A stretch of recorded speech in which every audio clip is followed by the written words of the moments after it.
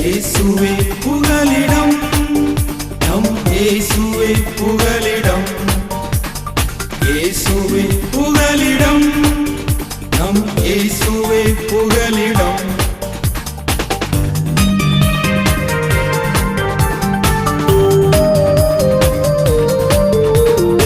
ஆறுகளை நாங்கள் கடக்கும் போதும், மலைகளை தாண்டி நடக்கும் போதும், ஆறுகளை நாங்கள் கடக்கும் போதும், மலைகளை தாண்டி நடக்கும் போதும், இம்மட்டும் எங்களை இவை போல் காத்தது சுவிசேஷம் சொல்வதற்கு. இயேசுவே புகலிடம், நம் இயேசுவே புகலிடம். இயேசுவே புகலிடம், நம் இயேசுவே புகலிடம். Praise the Lord. ஆண்டவரும் இரட்சகருமாகிய இயேசு கிறிஸ்துவின் இனிய நாமத்தினாலே உங்களை வாழ்த்துகிறேன். இன்றைக்கும் நேபாள் தேசத்திலிருந்து எங்களுடைய ஃபீட் நேபாள் ஃபவுண்டேஷன் அலுவலகத்திலிருந்து உங்களை சந்திப்பது எனக்கு ஒரு பெரிய சந்தோஷம். என் அன்பு தேவ பிள்ளைகளே, பரலோக சொந்தங்களே, பரலோக பங்காளர்களே, இன்று வரை நீங்கள் காட்டுகிற அன்பு, ஆதரவு, உங்களுடைய ஜெபங்கள், உங்களுடைய மனப்பூர்வமான காணிக்கைகள் இந்த தேசத்தில் விதைக்கப்பட்டு வருகிறது. அது மாத்திரமல்ல, தேவ கிருபையினால இந்த நாட்களில் இந்த நேபாள் தேசம் ஆண்டவருடைய அன்பில் அதிகமாய் வளர்ந்து வருவதை நாம் பார்த்து வருகிறோம். என் அன்பு தேவ பிள்ளைகளை, இந்த நாட்களில் நம்முடைய இந்த நேபாள் தேசத்தில் நடைபெற்று வரக்கூடிய ஊழியங்களில் இந்த நாட்களில் தேவன் அவருடைய பலத்த கிரியைகளை நிறைவேற்றி வருகிறார். விசேஷமாக அநேக ஜனங்கள் ஆண்டவருடைய அன்பை எதிர்பார்க்கிறார்கள், விசாரிக்கிறார்கள், அவருடைய சுவிசேஷத்தை கேட்கிறார்கள். எல்லாவற்றுக்கும் மேலே இயேசு என்னும் நாமத்தினால் மட்டும்தான் ஒரு விடுதலை உண்டு, ஒரு இரட்சிப்பு உண்டு என்று விசுவாசிக்கிறார்கள். அந்த வகையில் அநேக குடும்பங்கள், இயேசுவை பற்றி அறியாத அநேக குடும்பங்கள் தங்கள் வீடுகளில் அழைக்கிறார்கள்.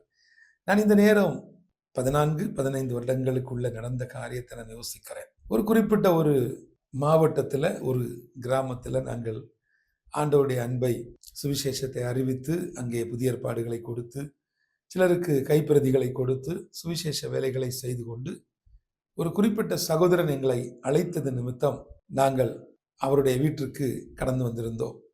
அப்படி நாங்கள் அவருடைய வீட்டுக்கு கடந்து வரும் பொழுது அவர் வீட்டுக்குள்ளே இடம் இல்லை என்பது போல எங்களை ஆங்காங்கே வெளியில் அமர வைத்திருந்தார். ஆனாலும் நான் ரொம்ப தூரத்திலிருந்து வந்திருப்பதனால என்னை உட்கார வைப்பதற்கு முன்பதாக இவர் அந்த வீட்டில் உள்ளவர்களிடத்தில் நேபாள் மொழியில் இவர் ஏதோ ஒரு காரியத்தை சொன்னவுடன் அவர்கள் என்னை அங்கே அமர வைத்தார்கள். ஒரு நல்ல மக்காச்சோளத்தினால் நிறைந்த ஒரு உட்காருவதற்கான ஒன்றை அவர்கள் போட்டு தந்தாங்க. அதில் உட்கார்ந்து சாப்பிட்டாச்சு. நான் அந்த நேரம் என்னுடைய ஒரு கண்ணாடி, வெயிலுக்காக போடக்கூடிய ஒரு கண்ணாடி, சாப்பிடுகிற நேரம் அது டிஸ்டர்பாக இருக்குன்னு நினச்சிட்டு பக்கத்தில் ஒரு கொக்கி மாதிரி போட்டு வச்சுருந்தேன். ஸோ அங்கே நாங்கள் சாப்பிட்டு முடிச்சுட்டு நாங்கள் எல்லாருமே கிளம்பி வந்துட்டோம். கொஞ்சம் தூரம் வரும் பொழுது தான் எனக்கு ஞாபகம் வருது, ஐயோ நம்முடைய கண்ணாடியை மறந்து வச்சுட்டோமே அப்படின்னு சொல்லிட்டு நான் திரும்ப அவருடைய வீட்டுக்கு நான் மட்டும் அதை போய் எடுத்துகிட்டு வந்துடுறேன் அப்படின்னு சொல்லிட்டு வேகமாக நான் நடக்கிறேன். வேகமாக நடந்து வரும்பொழுது அந்த குறிப்பிட்ட அந்த வீட்டு ஒரு ஏற்றம், நல்ல ஒரு அந்த ஏறி வரும் பொழுது அங்கே நான் பார்த்த ஒரு காரியம், நான் இருந்த அந்த இடம், அதை சுற்றி உள்ள இடம், அதில் நான் இருந்த அந்த குறிப்பிட்ட அந்த குறுங்கட்டி போல்பட்ட அந்த மக்காச்சோளத்தினுடைய வக்கலினால செய்யப்பட்ட அதை எடுத்து ஒரு இடத்துல தூக்கி எறிந்து அது எரிந்து கொண்டிருக்கிறது. நான் இருந்த அந்த இடத்துல அவர்கள் ஏதோ ஒரு சில காரியங்களை செய்து மந்திரித்து அந்த இடம் தீட்டுப்பட்டு விட்டதாகவும், நான் இருந்ததுனாலே அந்த இடம் இப்படி ஆகிவிட்டது, எனவே இது ஒரு பெரிய ஒரு குற்றமாக அவர்கள் பார்த்து அந்த இடத்தை சுத்தப்படுத்தி கொண்டிருந்ததை பார்த்தேன். நன்றி, என்ன அந்த இருதயம் அதிகமாய் உடைக்கப்பட்டது. அது மாத்திரமல்ல, நான் என்னுடைய இருதயத்துக்குள்ள அந்த இடத்துலேருந்து ஒரே ஒரு வார்த்தையை நான் சொல்லிவிட்டு வந்தேன். ஒரு மனிதன் உட்கார்ந்த இந்த இடத்தை தண்ணீர் வச்சு தெளிச்சு மந்திரிச்சு தீட்டுப்பட்டதுன்னு சொன்ன இதே வீட்டில் இயேசுடைய இரத்தத்தினால இந்த வீட்டில் உள்ளவர்கள் சுத்திகரிக்கப்படுவார்கள். இயேசுடைய நாமத்தினால, பிதா குமாரன் பரிசுத்தாவின் நாமத்தினால இந்த வீட்டில் உள்ளவர்களுக்கு ஆண்டவருடைய அன்பு அறிவிக்கப்படும், சுவிசேஷத்தை ஏற்றுக்கொள்வார்கள். ஒரு நாள் வரும், இவர்களுக்கு வசனத்தின்படியான ஞானஸ்நானத்தை கொடுப்பதற்கு தேவன் எனக்கு ஒரு வாய்ப்பை தருவார் என்று சொல்லி ஜெபித்தேன். 7 வருடங்களுக்குள்ளதாக இந்த சம்பவம் நடந்தது. அந்த வீட்டில் உள்ள 3 நபர்களுக்கு வசனத்தின்படியாய் மூழ்கி ஞானஸ்நானம் கொடுப்பதற்கு தேவன் என்னை ஒரு கருவியாக பயன்படுத்தினார். என் அன்பு தேவ பிள்ளைகளே, கர்த்தருடைய நாமம் மகிமைப்படுவதாக. இந்த நேரம் இதை நான் சொல்வதற்கு காரணம், அப்படி இருந்த இந்த தேசம் இன்று பலவிதமான சூழ்நிலைமைகள், பலவிதமான கடினமான பாதைகள், குறிப்பாக இயற்கையின் பேரழிவுகள், பலவிதமான மாற்றங்களை பார்த்து வசனத்தில் சொல்லப்பட்ட காரியங்கள் நடந்து கொண்டிருக்கிறது. இயேசுவினுடைய 2ஆம் வருகை நெருங்கி கொண்டிருக்கிறது. இன்னும் முதலாவது நமக்காக வந்து, நமக்காக அடிக்கப்பட்டு, நமக்காக சிலுவையில தொங்கி, நமக்காகவே ரத்தம் சிந்தின இயேசுவை இன்னும் நாம் அறிந்து கொள்ளாமல் இருக்கிறோம் என்று சொல்லி ஒரு கூட்டம் ஜனங்கள் இன்றைக்கு இயேசுவினிடத்தில் வந்து கொண்டிருக்கிறார்கள். இப்பொழுது நான் சொல்ல வந்த காரியம், இன்று அழைக்கிறார்கள், தயவு செய்து வாங்க, எங்க வீட்டில் வந்து ஜெபியுங்க.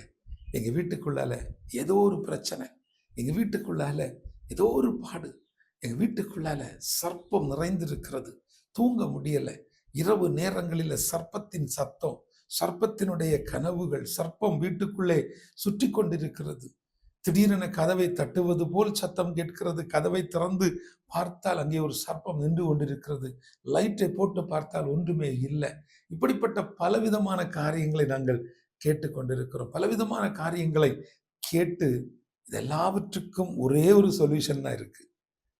இயேசு என்னும் நாமத்தினால இவர்களுடைய பிரச்சனையிலிருந்து, இவர்களுடைய பாடுகளிலிருந்து, இவர்களுடைய அறியாமையிலிருந்து, இவர்களை சுற்றி இருக்கக்கூடிய இந்த பிரச்சனையிலிருந்து இவர்களை மீட்டெடுக்க முடியும் என்று சொல்லி இன்றைக்கு இந்த ஜனங்களை தேடி போகிறோம்.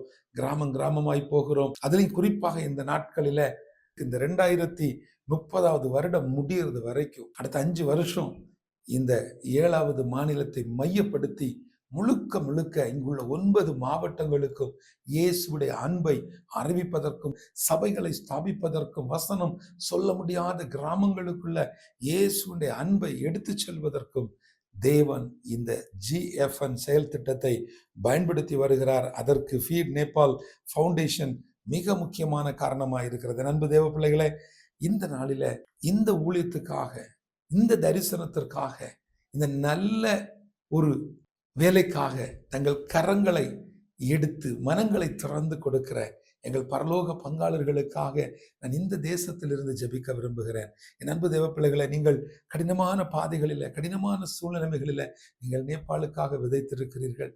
எத்தனையோ நேரங்களில் சிலர் கேட்பாங்க, நேபாள் தேசத்தில் இவ்வளோ பிரச்சனை இருக்கும்போது நீங்கள் எதுக்காக அங்கே போறீங்க, ஏன் கொஞ்சம் வேற எங்கேயாவது போகலாமே, வேற ஏதாவது ஒரு இடத்துக்கு போகலாமேன்னு தரிசனம் தந்து தேவன் இந்த தேசத்துல ஏகதேசம் 17 வருட காலம் இந்த தேசத்துல என்னை நடத்தி இருக்கிறார், என்னை ஏந்தி இருக்கிறார், என்னை தாங்கி இருக்கிறார், என்னை சுமந்து இருக்கிறார், அவர் என்னை தப்புவித்து இருக்கிறார். எத்தனை பிரச்சனைகள், எத்தனை பாடுகளில அவரே என்னை தோளில வைத்து சுமந்து கொண்டு போன அந்த அனுபவத்தை எப்படி மறக்க முடியும்?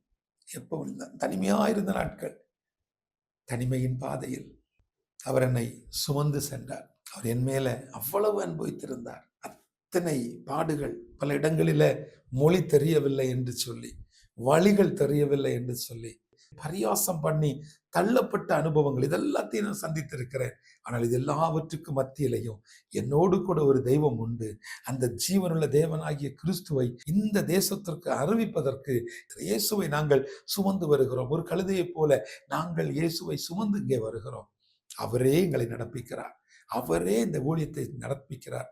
கர்த்தரே இந்த தேசத்திற்குள்ள அற்புத அடையாளங்களை செய்து கொண்டிருக்கிறார். என் அன்பு தேவ பிள்ளைகளை, இப்ப இங்க ஸ்தாபிச்சு வரக்கூடிய சபைகள் ரொம்ப முக்கியமானது. இந்த சபைகளுக்காய் உதவி செய்யக்கூடிய குடும்பங்களுக்காக நான் மனதார நன்றி சொல்லுகிறேன். அது மாத்திரமல்ல, இந்த நவம்பர் மாதத்துல ஒரு சபையை நாம் முதல்ல கஞ்சனூர் மாவட்டத்தில் பிரதிஷ்டை பண்ண போறோம். இந்த சபைக்கு அதிகமாக செபிங்க. இந்த நாட்கள்ல ரொம்ப மழை இருக்கிறதுனால வேலைகள் தடையா இருந்தாலும் இப்ப நான் வந்து ஒரு சில நாட்கள் வேலைகளை கூட நின்று பார்த்து வேலைகள் செய்யணும். மழை இருந்தாலும் பிரச்சனை இல்லை, எல்லாரும் வாங்கன்னு சொல்லி திரும்பவும் அவர்களை கூப்பிட்டு உற்சாகப்படுத்துவதற்கு கர்த்தர் எனக்கு உதவி செய்தார். என் அன்பு தேவ பிள்ளைகளை, ஒருவேளை இந்த வார்த்தையை நீங்க கேட்டுக்கொண்டிருக்கக்கூடிய நீங்க ஒரு தனிமையின் பாதையில நீங்க இருக்கிறீங்கன்னா, நம்மளை சுமந்து போன தெய்வத்தை எப்படி மறக்க முடியும்? இந்த பாட்டை பாருங்க, அந்த பாடலோடு கூட காட்சிகளை பாருங்க. கடைசியாக நான் உங்களோடு ஜெபித்து இந்த நாளினுடைய நிகழ்ச்சியை நிறைவு செய்வோம்.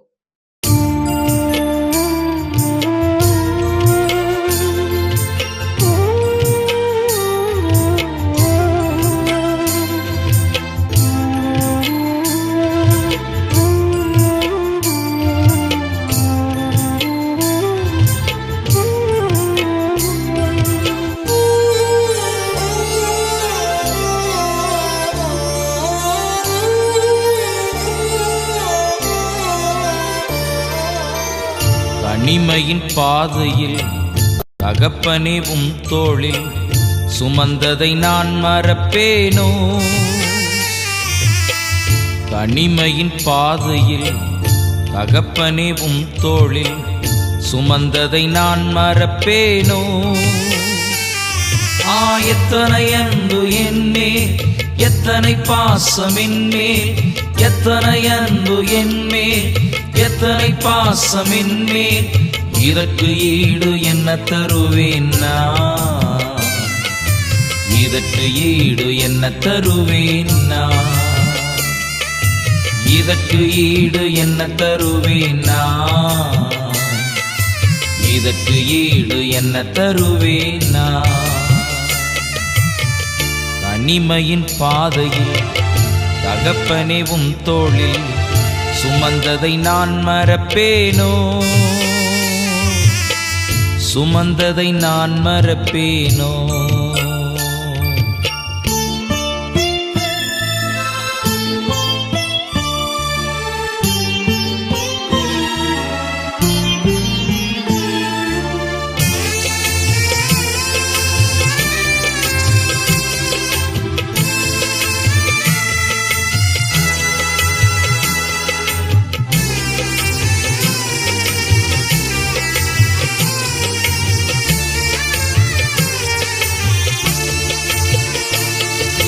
சோர்ந்து போகும் நேரங்களெல்லாம்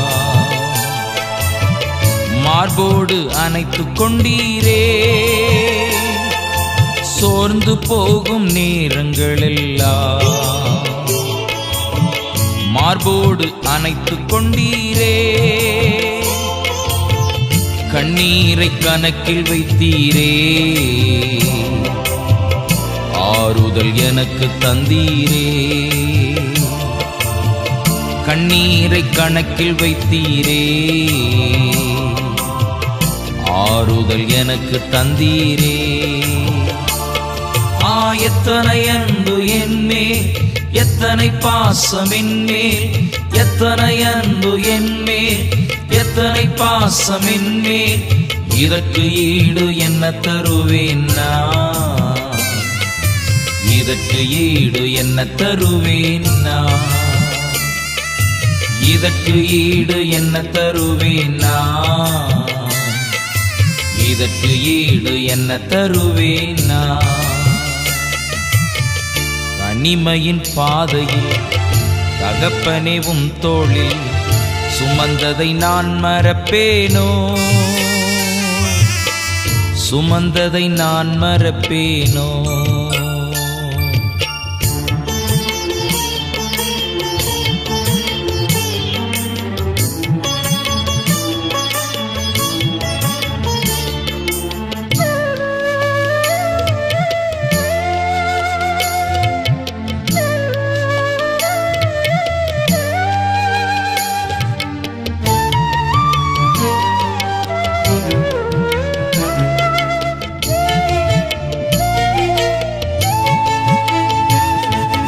உடைக்கப்பட்ட நேரங்களெல்லாம்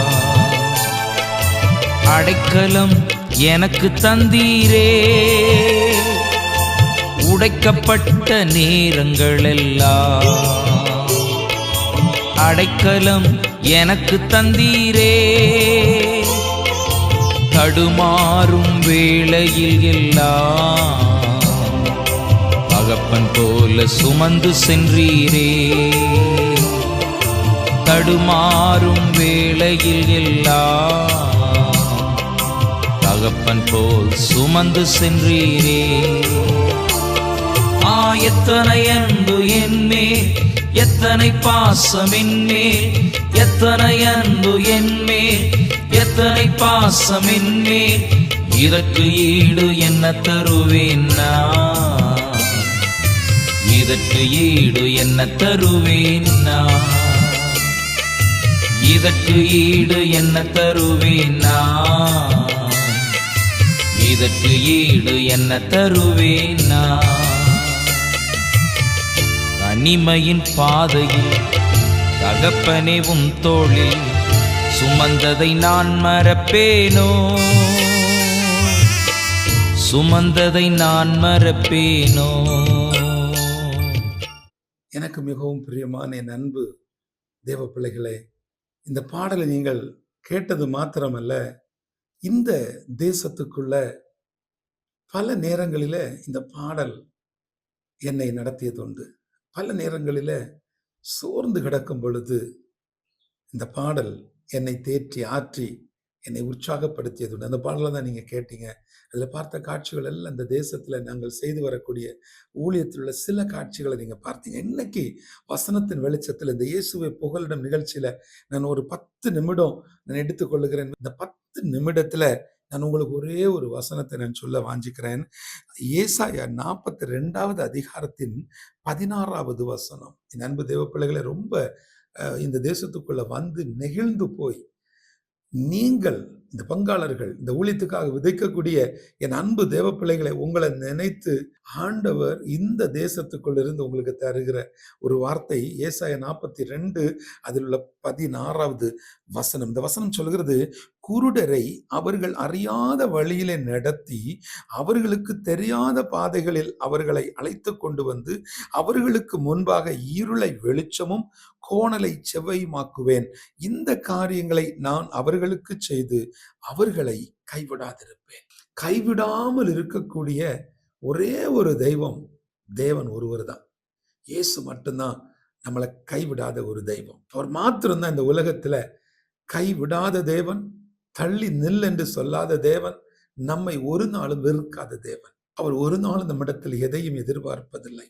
அவர் நம்மிடத்தில் எதிர்பார்த்தது ஒன்றே ஒன்று, நம்மிடத்தில் உள்ள உள்ளத்தை அவர் எதிர்பார்க்கிறார். இந்த தரிசனத்திற்கு உங்களிடத்தில் என்ன உள்ளதோ அதை தாருங்கள் என்று நான் கேட்டுக்கொண்டிருக்கிறேன். ஆனால் என் தேவன் உங்களிடத்தில் எதிர்பார்ப்பது உங்களுடைய உள்ளத்தை, உங்களுடைய இருதயத்தை என் தேவன் எதிர்பார்க்கிறார். என் அன்பு தேவ பிள்ளைகளை, உண்மையாக இந்த நாட்களில தேவன் நம்மேல கிருபையா இருக்கிறார். அது மாத்திரமல்ல, குருடனை அவர்கள் அறியாத வழிகளில் நடக்கிறார். குருடனுக்கு தெரியாது எந்த ரூட்ல கூட்டிட்டு போறாங்க, என்ன செய்யறாங்கன்னு தெரியாது. இங்க சொல்லப்பட்டிருக்கிறது, அவர்களுக்கு முன்னால் இருக்கக்கூடிய கோணலை செவ்வையாக மாற்றுவேன். எவ்வளவு பெரிய ஒரு அனுபவம் இல்லையா? நம்ம முன்னாடி இருக்கக்கூடிய கோணலை செவ்வையாக மாற்றக்கூடியது நம்முடைய தேவனுடைய கிருபையா இருக்கிறது. தேவன் நமக்கு தந்திருக்கக்கூடிய மிகப்பெரிய ஒரு அற்புதமான ஒரு அடையாளம் என்ன தெரியுமா? நமக்கு முன்னாடி போய் அவர் கோணலானவைகளை செவ்வையாக மாற்றுவார். அது மாத்திரமல்ல, அவர் நம்மோடு கூட இருந்து நம்மை கைவிடாமல் பார்த்து கொள்வார். ஆரம்ப நாட்கள்ல நான் அடிக்கடி இந்த தேசத்தை குறித்து பேசும் பொழுது எங்க போனாலும் சொல்வேன், நேபாள் தேசத்தை இயேசுவின் இரத்தத்தினால கழுக வேண்டும். இந்த தேசத்தில் உள்ள 3 கோடி ஜனங்களை சுத்திகரிக்கிறதுல முதல்ல இந்த தேசத்தை சுத்திகரிக்க வேண்டும். சுவிசேஷம் உள்ளே வர முடியாதபடிக்கு இயேசுவை பற்றி சொன்னா என்ன சொன்னாலும் கேட்க மாட்டாங்க, எது சொன்னாலும் புரியாது. 2015 வரைக்கும் இந்த தேசத்தில் உள்ள ஜனங்கள் அப்படித்தான் இருந்தாங்க. 2012 இருந்து 2015 வருடம் 3 வருட காலம் இந்த தேசத்தில் உள்ள மக்களுக்கு என்ன சொன்னாலும் புரியாது. இயேசுவை பற்றி எது சொன்னாலும் புரியாது, மனசே உடைஞ்சிரும். சில நேரங்களில் நம்மோடு கூட ஊழியத்தின் பாதையில வரக்கூடிய மிஷனரிகளும் அப்படித்தான் இருப்பாங்க. நம்ம இருக்கிற நாட்கள்ல நம்மள்ட்ட அன்பா இருப்பாங்க. அடுத்த நாள் காலையில நமக்கு விரோதமாக ஏதோ ஒரு காரியத்தை செய்ய போவாங்க. ஆனா அது தவறுங்கிறது தெரியாது. ஒரு குற்ற உணர்ச்சி இல்லாமல் சில காரியத்தை செய்வார்கள். என் அன்பு தேவ பிள்ளைகளே, அப்படி என்ன சொன்னாலும் ஏறாம என்ன உணர்வுன்னு அதை சொல்ல முடியல எனக்கு. காரணம் என்னன்னா, இயேசுதான் தெய்வம் என்பதை பல வழிகளில் அவர்கள் உணர்ந்திருக்கிறார்கள், அறிந்திருக்கிறார்கள். அவர்கள் அறியாத வழிகளில் எல்லாம் கர்த்தர் அவர்களை நடத்தி இருக்கிறார். சில குறைவுகள் உள்ளவர்களாக இருந்திருக்கலாம். என் ஆண்டவர் அவர்களை நடத்தி இருக்கிறார். பார்வை இல்லாதவர்களுக்கு பார்வையை கொடுக்கிற தேவன், காது கேட்பாதவர்களுக்கு நல்ல காதை கொடுக்கிறவர், வாய் பேச முடியாதவர்களுக்கு வாய் பேசக்கூடிய நல்ல வாய் பேச்சை கொடுக்கக்கூடியவர். அப்படிப்பட்ட அற்புத அடையாளங்களை செய்து இந்த உலகத்துல சுற்றி திரிந்த ஒரு தேவன், நடமாடி கொண்டிருக்கக்கூடிய அந்த தெய்வம் அவரை குறித்த காரியத்தை இந்த ஜனங்களுக்கு சொன்ன பொழுது இவர்களால் ஏற்றுக்கொள்ள முடியல. கைவிடப்பட்ட ஒரு நிலைமை. எந்த மாவட்டங்களில போனாலும், எந்த கிராமங்களுக்குள்ள போனாலும் ஒரு கைவிடப்பட்ட ஒரு நிலைமை. ஜனங்களுக்குள்ள ஒரு விதமான மந்த புத்தி. ஒரு காரியத்தை அவர்கள் புரிந்து கொள்ளவில்லை. அந்த சூழ்நிலையில தான் 2015 வருடத்துல இந்த பூகம்பம் வந்தது. ஏப்ரல் மாதம் அந்த பூகம்பம் வந்த பொழுது இந்த தேசத்துக்குள்ள ஒரு உயிர்மீழ்ச்சி உண்டானது. பலமுறை நான் உங்களுக்கு இதை போதிச்சிருக்கிறேன், சொல்லி தந்திருக்கிறேன். இந்த தேசத்திற்குள்ள பரிசுத்த வேதத்திற்கு அனுமதி இல்லாத சூழ்நிலைமை இருந்தது. ஆனால் 2015 ஏப்ரல் மாதம் 25 அது ஒரு சனிக்கிழமையா இருந்தது. இந்த பட்டணத்தில் உள்ள அநேக ஜனங்கள் ஜீவனுள்ள தேவனாகிய கர்த்தரை ஆராதித்துக் கொண்டிருந்தார்கள். வான மண்டலத்தினுடைய அந்த நீல கலர்ல மின்னல் அடிப்பதை பார்த்த உடனே எல்லாரும் வெளியில ஓடிட்டாங்க. எல்லாரும் வந்து நின்று இயேசுவே வாரும், இயேசுவே வாரும் என்று சொல்லி இவங்க நினைச்சிட்டாங்க கிறிஸ்துவின் பிள்ளைகள் எல்லாம் இயேசுடைய 2வது வருகை நினைச்சுக்கிட்டு எல்லாரும் வெளியில போய் கத்துறாங்க. எல்லாரும் இயேசுவை எதிர்கொள்வதற்கு ஆயத்தத்தை போல வெளியே போய் நிற்கிறாங்க. திடீரென 11 மணிக்கு 11 செகண்ட் ஒட்டுமொத்த கட்டடங்களும் ஆடுது. ரோடுகள் எல்லாம் அப்படியே பிளக்குது. போய்கொண்டிருக்கக்கூடிய வண்டிகள் உள்ள போகுது. பூமி வாயை பிளந்து மூடியது போல ஒரு அனுபவம். 11 செகண்ட் தான் மொத்தம். 3 லட்சம் பேர் வீடுகளை இழந்தார்கள். அந்த ஒரு மாத காலத்துக்குள்ள ஏகதேசம் 22,000 பேர் மரித்து போனார்கள். உலகமே உற்று பார்த்து கொண்டிருந்தது. ஆனால் நேபாள் தேசத்தில் உள்ள ஜனங்கள் அவர்களை உற்று பார்த்தார்கள். உலகத்தில் உள்ள ஜனங்கள் எல்லாம் அவர்களுக்கு உதவி செய்து கொண்டிருந்தார்கள். அவர்களுக்கு ஏதாவது கொடுக்க வேண்டும், ஏதாவது உணவு கொடுக்க வேண்டும், அவர்களுக்கு ஏதாவது ஃபீட் பண்ண வேண்டும். அப்படிதான் ஃபீட் நேபாள் வந்தது. ஆனா அவர்களை நினைத்துக் கொண்டார்கள். ஆம், நேபாள் தேசத்துக்குள்ள ஒரு உயிர்மீழ்ச்சி உண்டானது. பாராளுமன்றத்துக்குள்ள பரிசுத்த வேதம் திறக்கப்பட்டது. நம்முடைய மிகப்பெரிய நம்பிக்கைகள், நம்முடைய புனித தலங்கள், நம்முடைய வருமானத்திற்கான வழிகள் எல்லாம் ஒரு 11 செகண்ட்ல தகர்ந்து போனதே எப்படி? இந்த பூகம்பத்தை குறித்து, இந்த எர்த்குயிக்கை குறித்து எங்கு சொல்லப்பட்டிருக்கிறது, இதை குறித்த விளக்கங்கள் எங்கே சொல்லப்பட்டிருக்கிறது என்று சொல்லி எல்லா இடங்களிலும் பார்த்தார்கள். கூகுள்ல சர்ச் பண்ணி பார்த்தாங்க. அங்கே சொல்லப்பட்டிருந்த எல்லா கோட்டிங்ஸ்லையும் பரிசுத்த வேதத்தை குறித்து அங்கே அடிக்கோடிடப்பட்டிருக்கிறது. கூகுள்ல பார்த்தாலும், எந்த விக்கிபீடியால பார்த்தாலும் எர்த்குயிக்கை பத்தி, இதற்கு முன்பு இதை பத்தி யாரெல்லாம் பேசியிருக்கிறாங்க. அதுதான் பரிசுத்த வேதம். அடைக்கப்பட்ட ஒரு தேசம், கைவிடப்பட்ட ஒரு தேசம். ஆனா கர்த்தர் இன்றைக்கு இந்த தேசத்துக்கு எப்படி இருக்கிறார்? கைவிடாத ஒரு தெய்வமா இருக்கிறார். காரணம் என்ன தெரியுமா? அவரே இந்த தேசத்துக்குள் வந்தார். இந்த தேசத்துக்குள் அவரே நடந்தார். அவர் இந்த தேசத்துக்குள்ளே வந்து கோணலான இருந்தவைகளை செவ்வையாய் மாற்றினார். கோணல் எல்லாத்தையும் செவ்வாயை மாத்தின உடனே அவர்களுக்கு அந்த செவிடா இருந்த காதெல்லாம் கேட்க ஆரம்பிச்சு. அவர்களுடைய பாரம்பரியத்துல அங்குள்ள மூட பழக்க வழக்கங்கள் அடைச்சிருந்த கண்கள் எல்லாம் திறக்கப்பட்டது. இன்னைக்கு அவர்களுடைய வாய்கள் கட்டப்பட்டு இருந்துச்சு. அடிமைத்தன கட்டு எல்லாம் உடைக்கப்பட்டது. இன்னைக்கு என்ன செய்யறாங்க? மனிதர்களாய் நிமிர்ந்து நிற்கிறாங்க.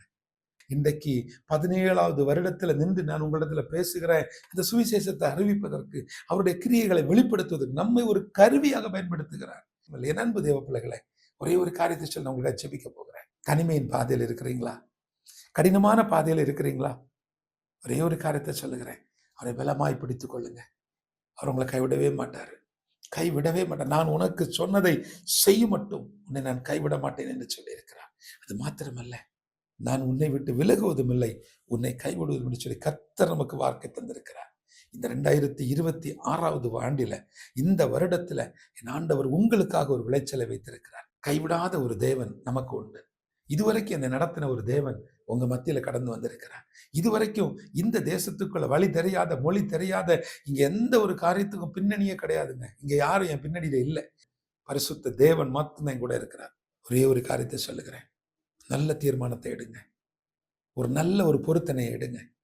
என்ன பாடுபட்டாலும், என்ன கஷ்டம் வந்தாலும், எடுத்த பொருத்தனையில, நீங்கள் கொடுத்த வார்த்தையில தைரியமா நிற்கும் பொழுது, அண்ட சராசரங்களையும் படைத்த தேவன் உங்க வாழ்க்கையில வருவார். உங்க வீட்டுக்குள்ள வருவார். உங்களுக்காக ஒரு வழிகளை திறப்பார். அடைக்கப்பட்ட வாசல்களை திறப்பார். உங்களுக்காக இந்த வருடத்துல வைத்திருக்கக்கூடிய வாக்குத்தத்த வசனங்களை அப்படியே நிறைவேற்றுவார். இப்பவும் சொல்றேன், நான் ஜெபிக்கிறேன், கர்த்தர் உங்களோடு பேசுவார். நம்ம ஜெபிப்போம், கர்த்தர் உங்களோடு பேசுவார். அவர் ஒரு நாள் நம்ம வெட்கப்படுத்த மாட்டார். எனக்கு நம்பிக்கை உண்டு. எனக்கு கைவிட மாட்டேன்னு அவர் எனக்கு வார்த்தை கொடுத்திருக்கிறார். அந்த வார்த்தையை அப்படியே நிறைவேற்றுவார். அவர் சொல்லுகிறார், உன்னுடைய கோண நிலைமைகளை நான் செவ்வையாய் மாற்றுவேன். கண்களை மூடி விசுவாசத்தோடு தேவன் தந்த அந்த ஒரு அதிகாரத்தின் பேர்ல நான் உங்களுக்காக ஜெபிக்கிறேன். நீங்களே கூட சேர்ந்து ஜெபிங்க. கர்த்தருடைய சத்தத்தை, அவருடைய அனாதி தீர்மானத்தை, கர்த்தர் உங்களோடு பேசுவதை, அந்த மெல்லிய சத்தத்தை நீங்கள் உணர்வீர்கள். கிருபையும் இரக்கமும் நிறைந்தவரே, பரிசுத்தமுள்ள எங்கள் நல்ல தெய்வமே, உமக்கு நன்றி ஆண்டவரே. இந்த நேபாள் தேசத்துல, எங்களுடைய தரிசன தேசத்திலிருந்து எங்கள் அன்பு பங்காளர்களுக்காய் ஜெபிக்கிறேன், பரலோக பங்காளர்களுக்காய் ஜெபிக்கிறேன் ஆண்டவரே. எங்கள் பரலோக சொந்தங்கள் இன்று வரைக்கும் ஆண்டவரே நீர் நடத்தி வந்த பாதைகளை நினைத்து ஆண்டவர் நாங்கள் உமக்கு நன்றி செலுத்துகிறோம். விசேஷமாக இந்த நாளின் வார்த்தையை கேட்டது மாத்திரமல்ல, இந்த ஊழியத்திற்காக தன்னால இயன்ற ஒரு காரியத்தை செய்வதற்கு, ஒரு மிஷனரியை பொறுப்படுத்திக் கொள்வதற்கு, நேபாளத்தில் உள்ள ஒரு பிள்ளையை ஒரு வருடத்திற்கு பொறுப்படுத்திக் கொள்வது, இப்படி பல வழிகளில இந்த ஊழியத்தில் இணைந்து செயல்பட கர்த்தர் இவர்களுக்கு ஒரு கிருபையை தாங்கப்பா. வேத புத்தகத்தை வாங்கி கொடுக்க, சபைகளை கட்டி கொடுப்பதற்கு, இந்த தேசத்தில் உள்ள கிராமத்தில் உள்ள பிள்ளைகளுக்கு பேக் டு ஸ்கூல் வாங்கி கொடுப்பதற்கு கர்த்தர் இவர்களை ஒரு கருவியாய் எடுத்து பயன்படுத்துங்கப்பா. நீர் எங்களுக்கு தந்த பிள்ளைகள், பேர பிள்ளைகள் ஒவ்வொருவருக்காக ஜெபிக்கிறேன். பிள்ளைகளை கண்ணோக்கி பாரும், ஆசீர்வதி. விசேஷமாக இந்த வார்த்தையை கேட்டுக்கொண்டு என் கூட சேர்ந்து இப்ப ஜெபித்து கொண்டு ஒரு நல்ல தீர்மானத்தை எடுக்கணும், ஒரு நல்ல பொருத்தனை எடுக்க வேண்டும் என்று சொல்லி அவளோடு காத்திருக்கக்கூடிய உங்க பிள்ளைகளின் மேல உங்க பரிசுத்த கரம் படுவதாக. உங்க டிவைன் டச் நீங்க தொடும் பொழுது அவர்களுடைய வாழ்க்கையில ஒரு வித்தியாசத்தை அவர் உணர்ந்து கொள்ளட்டும். இன்றைக்கு ஆண்டவரே, நாங்கள் ஒரு புதிய விளைச்சலை நோக்கி செல்ல நீர் கிருபை பாராட்டும். இந்த வருடத்துல நீர் தந்த அந்த புதிய விளைச்சலை கண்டுகொள்ள கிருபை பாராட்டுங்க. உடைய பரிசுத்த கரம் எங்களை தொட்டிருப்பதற்காய் நன்றி. துதி, கனம், மகிமை எல்லாவற்றையும் அப்பா ஒருவருக்கே செலுத்துகிறேன். இயேசுவின் மூலம் ஜெபிக்கிறேன் நல்ல பிதாவே, ஆமேன், ஆமேன். எனக்கு மிகவும் பிரியமான என் அன்பு தேவஜனமே, இன்றைக்கு நான் உங்களோடு ஜெபித்திருக்கிறேன். முதல்ல உங்களுக்கு நான் சொன்ன அந்த சம்பவம், இந்த தேசத்துல வந்த உடனே எனக்கு ஆண்டவர் என்னை நடத்தி கொண்டு வந்த காரியம். ரெண்டாவதாக நீங்க பார்த்த அந்த பாடல், இந்த தனிமையின் பாதையில், அந்த பாட்டு ரொம்ப நான் பலமுறை இங்க அழுதுட்டு இருக்கும் போதெல்லாம் அந்த பாட்டை நான் கேட்கறது உண்டு. எல்லாத்துக்கும் மேல இந்த தேசத்துல அதிகமாக ஜெபிப்பதற்கு, அதிக நேரம் அவரோடு பேசுவதற்கு, அவருடைய சத்தத்தை கேட்பதற்கு, குறிப்பாக பரலோக பங்காளர்களாகிய உங்களுக்காய் ஜெபிப்பதற்கு தேவன் பாராட்டின இரக்கங்கள் பெறுது. உங்களுடைய ஜெப குறிப்புகளை எழுத மறவாதீங்க. உங்களுடைய எல்லா விதமான ஜெப குறிப்புகளையும் என்னுடைய நம்பர்ல நீங்க அனுப்பி வைங்க. குறிப்பாக இந்த நேபாள் ஊழியத்திற்காக, இந்த தரிசனத்திற்காக, ஒருவேளை நீங்க சபை போதகர்களா இருப்பீங்கன்னா உங்க சபை மூலமா ஒரு மிஷனரி குடும்பத்தை நீங்க பொறுப்பெடுத்துக் கொள்ளுங்க. ஒருவேளை நீங்க ஒரு பிசினஸ் மேனா இருப்பீங்கன்னா உங்க ஸ்தாபனத்தின் மூலமா ஒரே ஒரு மிஷனரியை நீங்க தாங்குங்க. நேபாளில் உள்ள பிள்ளைகளை பொறுப்பெடுத்துக் கொள்ளுங்க. அதே போல இங்க உள்ள பிள்ளைகளுக்கான ஸ்கூல் பிள்ளைங்களுக்குள்ள மாலை உணவு இப்ப 700 ரூபாயை மாத்தி இருக்கிறோம். அது ஒரு மாதம் 700 ரூபாய் இருந்தா போதும். அந்த பிள்ளைகளுக்கு ஒரு மாதம் அந்த மாலை நேர மதிய உணவு, அந்த மதிய உணவு கொஞ்சம் லேட்டாக கொடுப்பாங்க. காலையில் அவர்களுக்கு 11 மணிக்கு அரசாங்கத்தில் உள்ள ஒரு உணவு கிடைக்கும். அதுக்கப்புறம் 3 மணி அல்லது 4 மணிக்கு எங்களுடைய அந்த ஃபீட் ப்ரோ அந்த உணவை நாங்கள் கொடுக்குறோம். அது அந்த பிள்ளைகளுக்கு உற்சாகப்படுத்துறாங்க. அடுத்தது டியூஷன்ல அவங்க இருக்கிறாங்க. ஏதாவது ஒரு வழியில அந்த பிள்ளைகள் இந்த தேசத்தினுடைய கலாச்சாரத்திலிருந்து, அறியாமையிலிருந்து, அழிவிலிருந்து, அக்னியிலிருந்து, மூட பழக்க வழக்கத்திலிருந்து அவர்களை மீட்டெடுக்கணும். அதுதான் எங்களுடைய நோக்கம். அதுதான் இந்த ஃபீட் நேபாள் செய்து வருகிறது. தொடர்ந்து ஜெபியுங்க. நல்ல பொருத்தனைகளோடு, உங்களுடைய நல்ல முடிவுகளோடு, நல்ல தீர்மானங்களோடு, உங்களுடைய ஒரே ஒரு தொலைபேசி காலுக்காக, உங்களுடைய ஒரே ஒரு ஃபோன் காலுக்காக நான் வெயிட் பண்றேன். கர்த்தருக்கு சித்தமானால் அடுத்த வாரம் இதே நாள், இதே நேரம், இதே தொலைக்காட்சியில் உங்களை சந்திக்கும் வரை உங்களிடமிருந்து விடைபெறுவது உங்கள் அன்பு சகோதரன் Matthew. May God bless you. நாள் ஒன்றை தந்தே நன்மை செய்ய, பொழுதொன்றை உயிர் வாழ்ந்திட, காலங்கள் யாவும் உனக்காக காத்து நின்று எனக்காக.